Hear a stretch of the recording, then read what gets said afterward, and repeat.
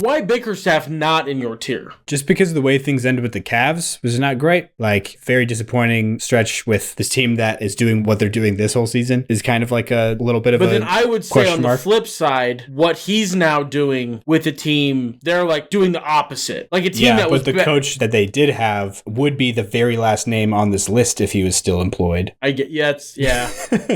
And like was actively just destroying any chance they had at winning some. Like, I thought that team, I locked the over on them for winning 28 and a half games. I thought they would be in the 30s for wins. And they start off the season 2-29. Yeah. Like, that's just, I felt like there was a team there that a decent coach could unlock, you know? So I do think that what he's done in Detroit this season has brought him up for me from where it ended last season, for sure, but not to the insane degree that, like, because I'm like, something was already there. I feel like there's a lot of coaches that could have fixed that situation. He's cultivated a culture, though. Yeah, for and sure. It's I love it. I know that some people don't like it because it's aggressive or whatever, but that fight against the T-Wolves was awesome. Yeah. And you know who started it? Like my guy draft? Near the top, Ron Holland was in there. Yeah. Then he got like pulled off by DiVincenzo, and then Beef Stew came in. Big Stew, Isaiah Stewart just started executing people. Yeah. Oh, man. That was just... He's also the only one that got 2 games because in the NBA's thing is he, quote, escalated the altercation. He definitely did that. There's no argument against that.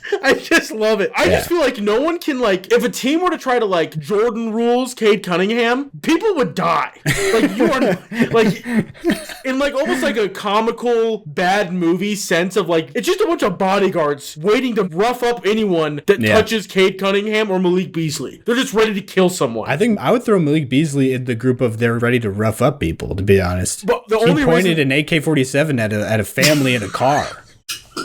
Do you remember that? Why he was in prison for a while? Or AR-15, I think. It was an assault rifle in an apartment complex. Yeah. Right after he left the Nuggets, a fully loaded van is just trying to enter an apartment complex, and he, for some reason, thinks they're trying to do something, like they're up to nefarious. Never heard of this. And he's out on his balcony with an assault rifle. This happened, yeah. At least I heard from everywhere that it was an assault rifle. I feel like there's also a lot of people that have no idea about guns at all, that just call everything an assault rifle.